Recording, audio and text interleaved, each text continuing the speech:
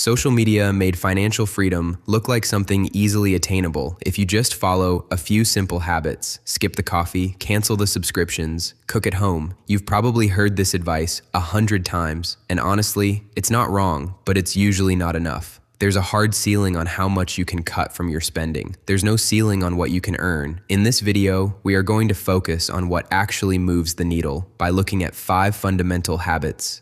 The first habit is increase your income instead of only cutting expenses. You can only cancel so many subscriptions before there's nothing left to cancel. Earning doesn't have that limit. Increasing your income will take you way further than skipping that morning coffee. You can do it by developing new skills in your free time. Maybe you can start a side business, do some freelancing, invest your money, anything that makes you earn even just a little more every month. This isn't a call to ignore spending altogether, just a reminder that spending is only half the equation. And it's the half everyone obsesses over because it feels more controllable. Put even 1 hour a week into building a skill that raises your earning potential or into building a side income, and you'll likely outpace years of careful budget trimming. Once you earn more, we can move on to the next step. Automate savings and investing. Set up a transfer that happens the same day your paycheck lands, straight into savings or investing, and treat whatever's left as your actual spending money. This way you don't have to rely on your discipline every month, and it makes sure you hit your financial goals regularly. Once you start earning more, you might like the idea of a new car, a new watch, a new whatever, maybe just to show off in front of your friends. That is a huge and very common mistake. As your net worth goes up, it is good to avoid lifestyle inflation by limiting how much more you spend as your earnings go up. Picture 2 people who both get a $10,000 raise. One lets their spending absorb all of it. The other banks half and invests it. Run that gap out over 10 years at a reasonable market return, and the difference becomes tens of thousands of dollars from one decision made in a single year. The fix here has nothing to do with living like you're broke forever. It's about committing a fixed percentage of every raise to savings before your lifestyle gets most of it.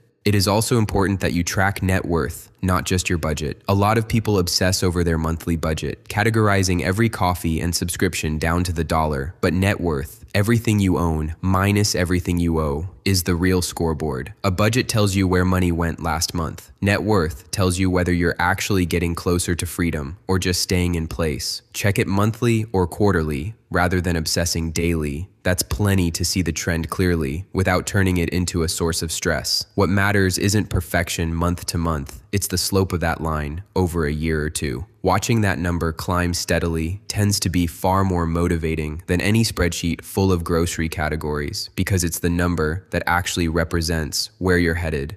We also have to talk about debt. Debt is usually seen as a bad thing, something you don't want, but there are 2 types of debt. Good and bad. Here's the difference. Debt used to acquire something that appreciates or increases your earning potential. A mortgage in a growing area, a loan for education that meaningfully raises your income is good because in the long run, it can make you richer. What actually matters is whether the debt is working for you or working against you. A high interest credit card balance racked up on things that are long gone is pulling you backward. A reasonable loan tied to something that grows in value or grows your income is a tool, not a trap. Learning to tell the 2 apart changes a lot of decisions that otherwise get made out of fear instead of actual math. These are the 5 habits that can actually bring you towards financial freedom. They are not a quick solution, but compounded over years, they can make a huge difference. If you liked this video, please subscribe to the channel so you don't miss the next one.